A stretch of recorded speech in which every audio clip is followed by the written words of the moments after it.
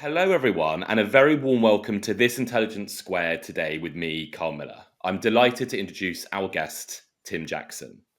So, Tim is the Professor of Sustainable Development at the University of Surrey and is the author of the incredibly influential book, Prosperity Without Growth.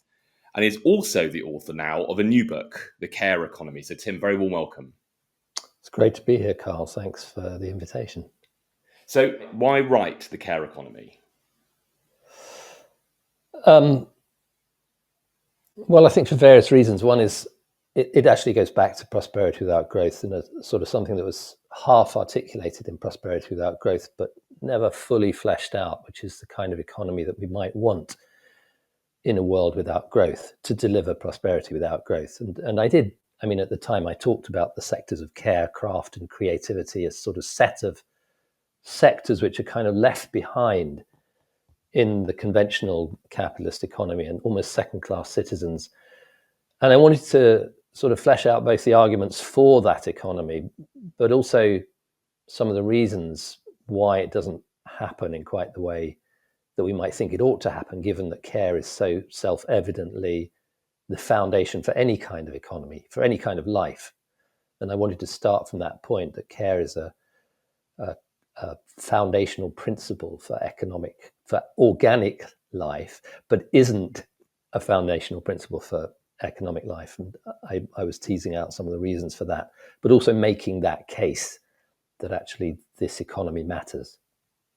And you were telling me a minute ago, Tim, that you needed a kind of a motif of sorts, a song or an image to kind of begin writing. What was the kind of the motif that you began to write Care Economy with in your head? It was a tricky book to write for all sorts of reasons, and one of the reasons was that, aside from that blindingly obvious fact that care matters to the economy and therefore it should be taken seriously, was why, when that is so blindingly obvious, doesn't it happen? And I was, from the early stages, I spent a long time before I got to that point of not knowing how to write the book. In fact, I wrote quite a lot of words as well and threw a lot of them away. But I suddenly had reached a point, I think, where the book itself was becoming a sort of problem to write. And when I used to write radio plays, I used to always start with a piece of music. And when I had trouble writing the play, I would just go away and listen to the music. And I felt like I needed something like that for this. And then at that point in time, the publisher came along and said, actually, you must have almost finished the book now, so we need to start thinking about the cover. And instead of admitting that I hadn't actually started to properly write the book yet, I went away and started researching what the cover might be. And we came up with various images, various kinds of possibilities, some a little bit too obvious, some a little bit too medical, some a little bit abstract. And then I came across this image of what is the Enzo Circle, it's called. It's a ancient Zen Buddhist image that's conventionally painted by an artist starting in one place on the paper and with one brushstroke just finishing the circle in one go. And it just struck me as the right way to think about writing the book and the right image for the book. And I still feel very attached to it as an image. I normally talk about writing process at the end of an interview rather than the beginning, but it's so fascinating. Let's just dwell on it for a second, Tim. Yeah. So why is that motif, whatever it is, so in this case, this image of the circle, why is that so important to you as a writer? Is it a kind of grounding, kind of like, or guiding element you come back to when you're trying to think about what direction the book is going in and what you want it to say? It is definitely something like that, but it's also more, it's not quite so linear as that, if you like. It's more that actually, and I used to very much do this with a piece of music, was that the piece of music takes me out of my logical, rational brain into a creative space. And it's that ability to move from that linear, rationalistic way of thinking into the creative space that becomes really important when you're writing, particularly when you're writing this kind of book. Not every kind of book and not every kind of thing. If you're writing a scientific argument from point A to point B, then that rational, logical thing is very important to you.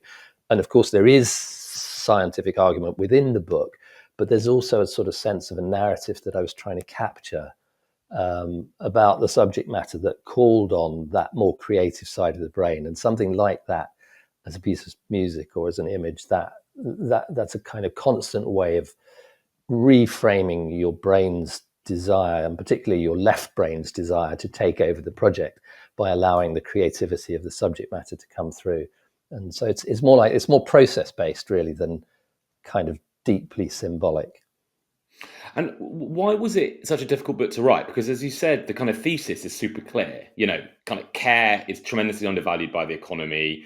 It's arguably should be what the economy is trying to create, and yet it seems to be that we're, tremendously unable as kind of economic beings to kind of capture and value care in the way that it should be. Yeah, it was difficult for a few reasons. The first, I think, and sort of patently obvious, is that a lot of when I started really delving into the writing other people had written about care, it's blindingly obvious that most of that is done by women, and I felt a little bit like an imposter wandering into what Nancy Folbers called the land of the invisible heart, or she essentially calls it the invisible heart, but I began to think of it as a definitive land, a place, a territory where I had sort of stumbled in with my white male economist boots and was wandering around using a concept which I had developed 15 years before, but suddenly realizing that it was someone else's concept, someone else's territory. So that was kind of interesting for me, and something that stayed with me as a kind of uneasiness through the writing of the whole book, at least until I got to chapter 13, which we'll probably come on to. But the other thing was that just about the time that I sat down to start writing about it was, well, the end of 2021, beginning of 2022, and in February 24th, 2022, Russia invaded Ukraine, and suddenly we were from being in what was a kind of post-pandemic world, we were suddenly pushed into a world that was ramping up the idea of aggression, of war, of domination, of violence in ways that we had pretended not to see for the last 30 years, really, since the fall of the Soviet Union in the 1990s, early 1990s. And so we were suddenly, it felt as though we were in a world where care was not just the last thing on our mind in the most conventional sense that it's always ignored and always a second-class citizen, but actually much worse than that. We were rushing away from care and towards violence in a way that made talking about care almost irrelevant. And that was, at least until I kind of figured my way through that was quite problematic. Well, we certainly will get on to chapter 13 in a second, because it's a kind of very important kind of almost like kind of abrupt change, isn't it, in the direction of the book, Tim? Before we get there, let's talk about some of the kind of earlier concepts that you spend time laying out and kind of confronting and explaining in the book. And the first one I'd like you to kind of talk to us about is health, because you spend some time in the early part of the book telling us what health is, and of course, importantly, what it also isn't. Yeah, and that also came from Prosperity Without Growth. When we started asking people what prosperity meant to them, almost top of the list always came out health. Your own health, your kids' health, your parents' health, your friends' health, the health of your community, the health of the planet to some extent for some people. And so that idea that prosperity is better conceived as health than as wealth has its roots in Prosperity Without Growth, and it was one of the things that I wanted to articulate when I came to it.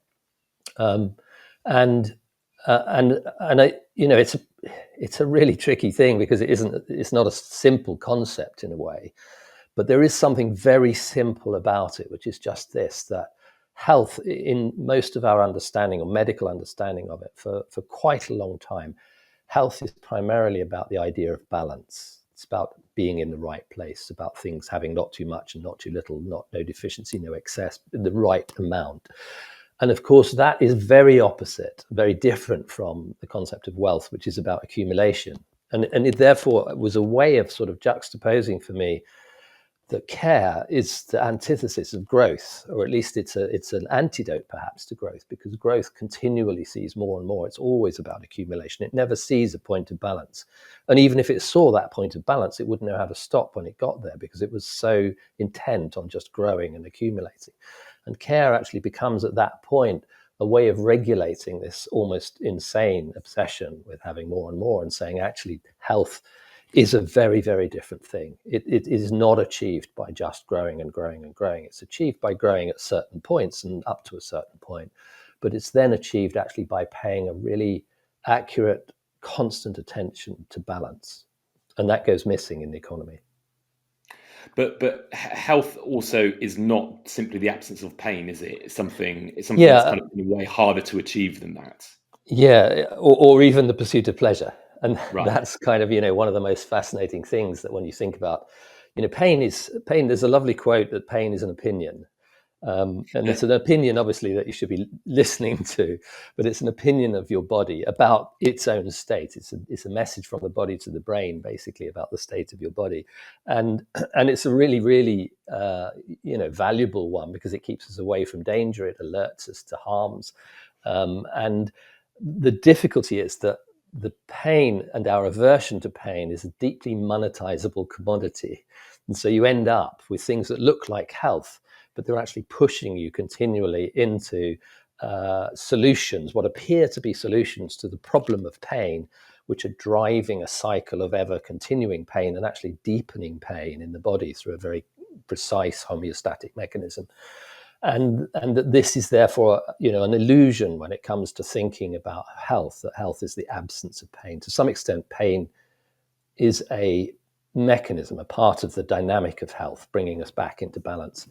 Um, it's also, and this is kind of related, is that one of the things that happens when we address pain, and it's one of the revelations of the neuroscience of the last 10 years, is that pain and pleasure happen in the same part of the brain, and so the absence of pain is actually quite closely related to the pleasant presence of pleasure, and pleasure is the thing that we're supposed to be, in our modern vision of what it means to be alive and to flourish in society, the thing that we're chasing after pleasure. And it becomes very easy to slip into things which are about, start from being the avoidance of pain and end up being the pursuit of pleasure in very, very addictive ways. And so I was kind of very early on trying to establish that this was not really the same thing as health, and that the pursuit, neither the pursuit of pleasure nor the absence of pain, could really be construed in terms of a workable vision of health. I mean, we've been talking a lot about concepts up to now, but place Yes. is a very important aspect in the book, isn't it? Isn't it, Tim? Yeah. And I mean, you begin many chapters with these like beautiful poetic descriptions of sunrises or sunsets or clouds or rain in Paris, and kind of one of the places you take us is Tredegar, Nye Bevan's kind of constituency. Well, why do you work this kind of visceral description of place so kind of kind of deliberately, I suppose, like into the book in the way that you do? Again, for me, it was a rescue remedy. It was in part a way. I think partly because it's very difficult to talk from the abstract, and I was encountering that difficulty of talking from the abstract, and in part because my own strategy in pursuit of that, of overcoming that difficulty, was actually to take myself into various places, and it was almost accidental that I ended up grounding the narrative in place.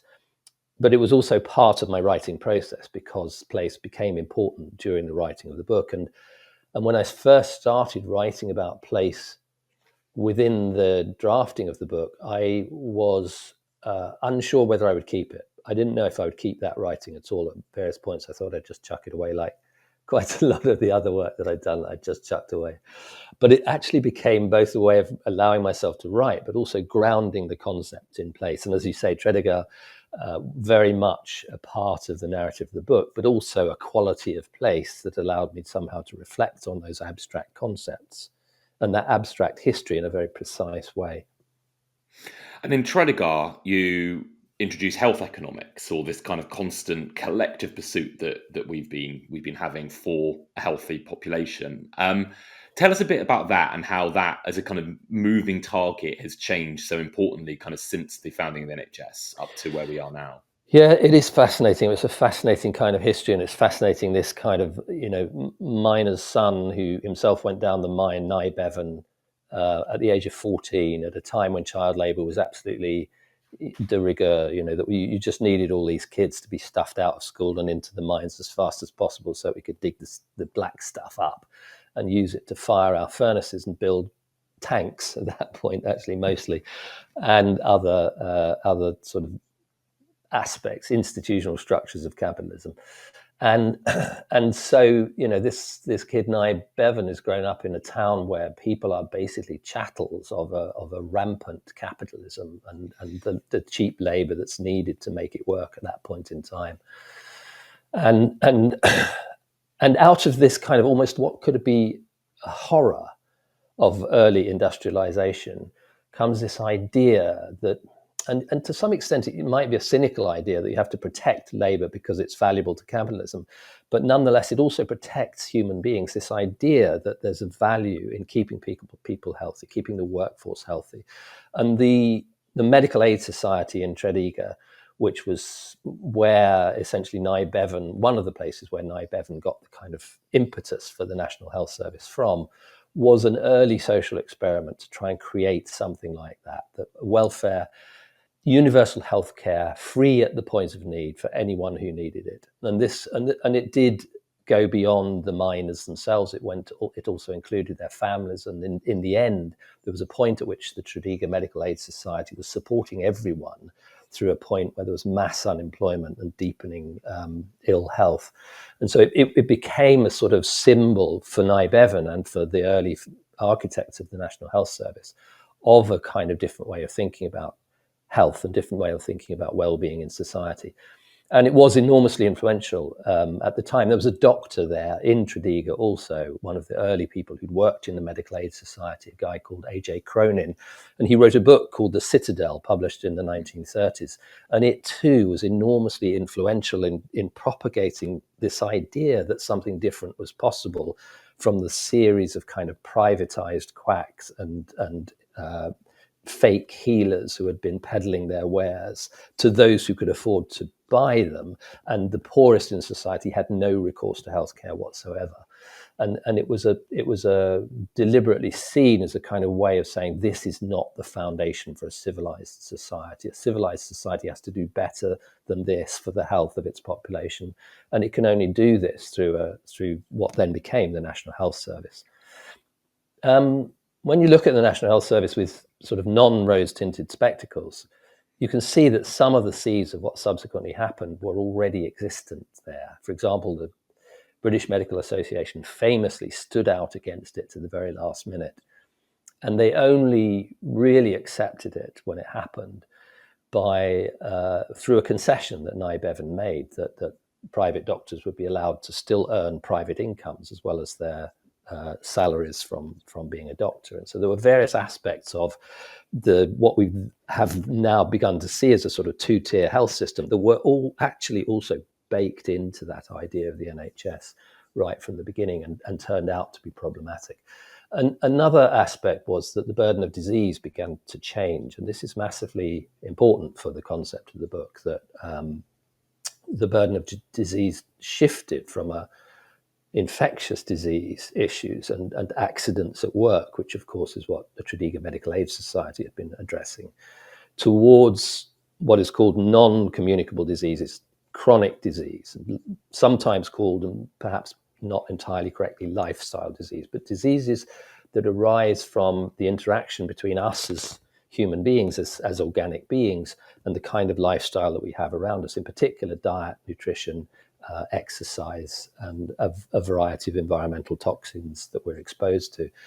And one of the things that's made the life of the NHS so difficult and is so problematic for health as a whole is this massive shift in burden, that 74% of global deaths are now associated with chronic disease.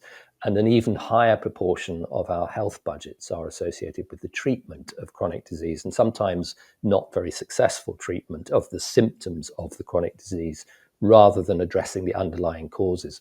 So as I unraveled this history, kind of almost for myself in the book, because I knew some of it, but I wasn't entirely conversant with it, I began to see actually that it's fine to think about the concept of welfare as a universal access to at the point of need for everything related to health, but actually that not just has the vision has to some extent survived, but the context in which that vision is trying to propagate itself has changed massively and made it much more difficult to achieve that vision. You talk about stress a lot as well, don't you, Tim, and how we're kind of quite poorly evolved as human beings for the kind of environments and contexts that we're actually now living in. That's absolutely critical. So, the process that the body uses to bring itself back into balance can be hijacked. It goes back. There's a book called The Wisdom of the Body, and essentially by a guy called Walter Cannon back in the 1930s, and beyond that, actually, to Claude Bernard, the sort of father of physiology. And he draws on this idea that the body is constantly trying to achieve this sense of balance, and it's called homeostasis in the medical terminology of physiology. This bringing back into balance of various things of blood sugar, heart rate, blood acidity, actually even dopamine, as it turns out. All kinds of things are just constantly being brought out into balance to achieve the constancy, in Bernard's terms, the constancy of the internal environment in the face of changing external conditions. Now, you might ask why evolution allowed for such a clunky thing to be happening, that we constantly have to adapt. Why aren't we instantly adapted? And the point of that is that being out of balance is sometimes functional for the human body. Stress is one of those factors. So acute stress, when something external to the environment stresses us, we're being attacked by a wild animal or being attacked by another tribe, or we're in acute hunger. Actually, a lot of the mechanisms of being out of balance are functional because they lead us to the pursuit of health through the pursuit of either to defend ourselves or to flee or to go out and search for the things that we need in the environment. This was all functional in our ancestral environment. And so being out of balance is also stressful, even though being in balance is where the body has to aim to get back to.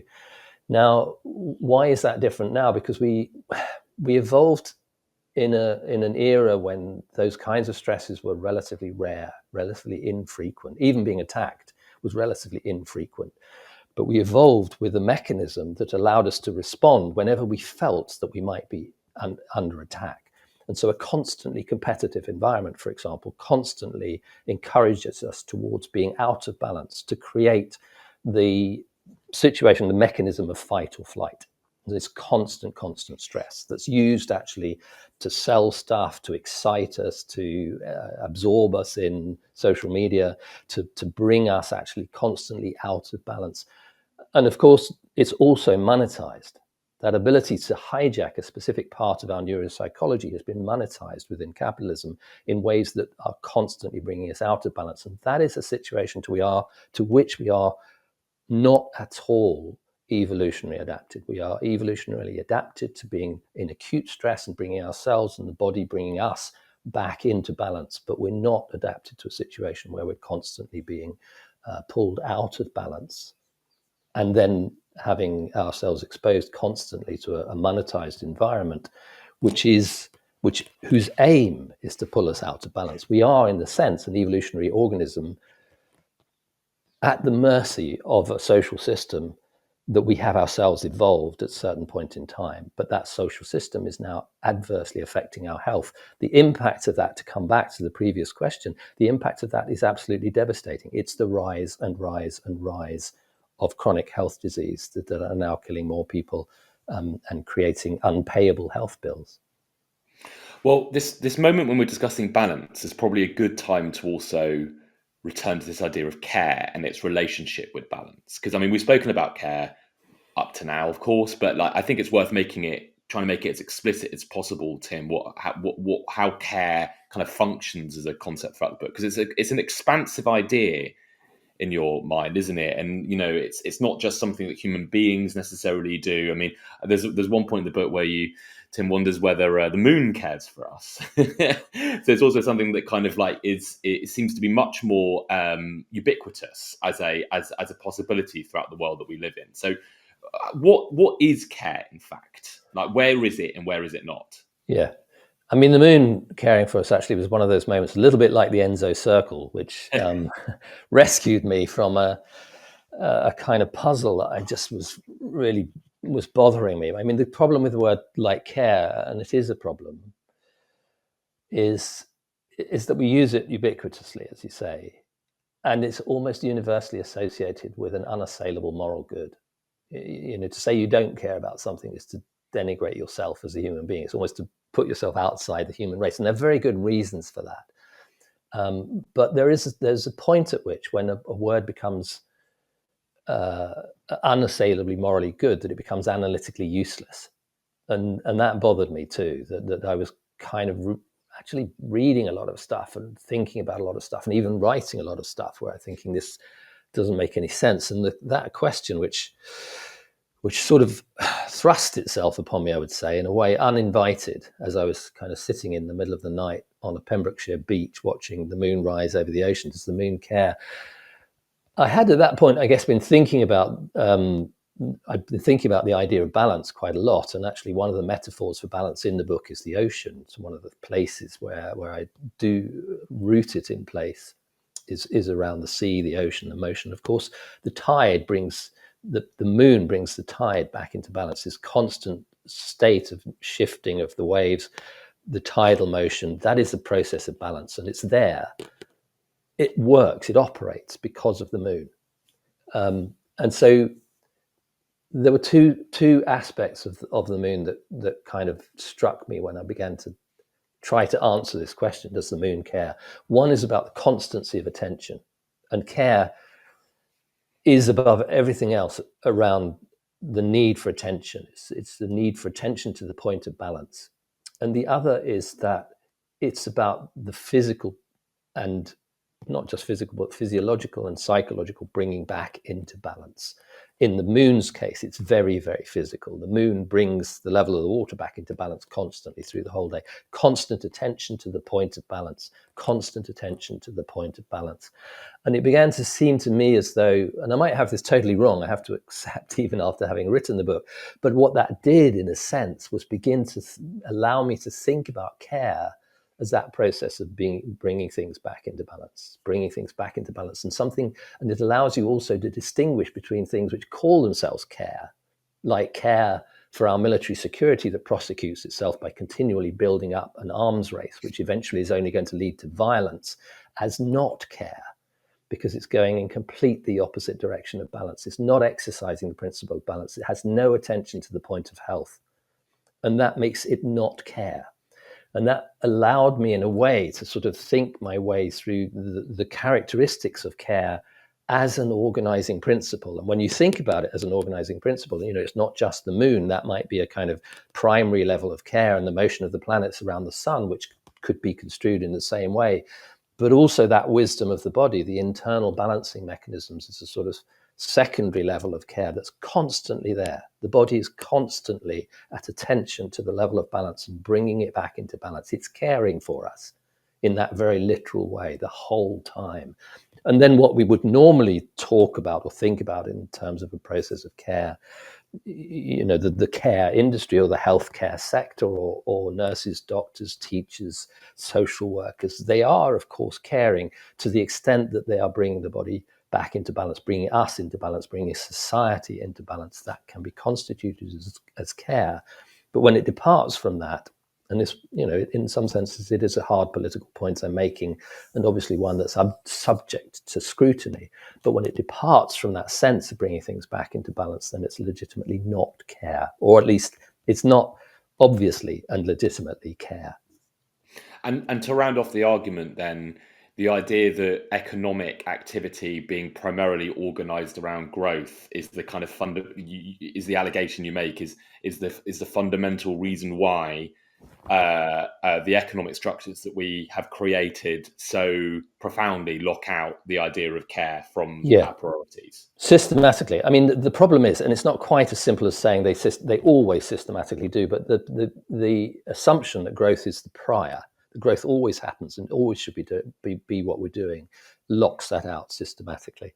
And there's a very functional way it does that in capitalism through the pursuit of labor productivity, for example, which I talk about later in the book. But it's also worth saying here that there's a point at which that growth-based model of progress is not entirely wrong-headed, because where there is deficiency, where there's clearly not enough, then some form of growth remains essential. And actually, that again goes right back to prosperity without growth. The very first data I looked at was the relationship between income per capita and life expectancy. And what you see when you look at that relationship is very, very clear that for countries that have virtually nothing, sub-Saharan Africa, where you're living in, with virtually nothing, an increase in income represents an increase in living capabilities, and that doubles your life expectancy in a very, very short space of time. And life expectancy is clearly a good indicator of health. So there's a non-linear relationship between growth and health. But at some point, some forms of growth are essential. And we know that, of course, from our own kids. Our own kids, we want them to grow up.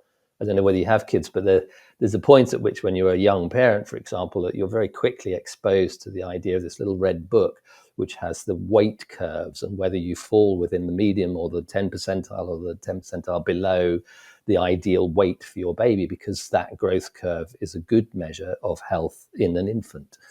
But it stops being a good measure after a certain point. And that's the point that the growth paradigm misses.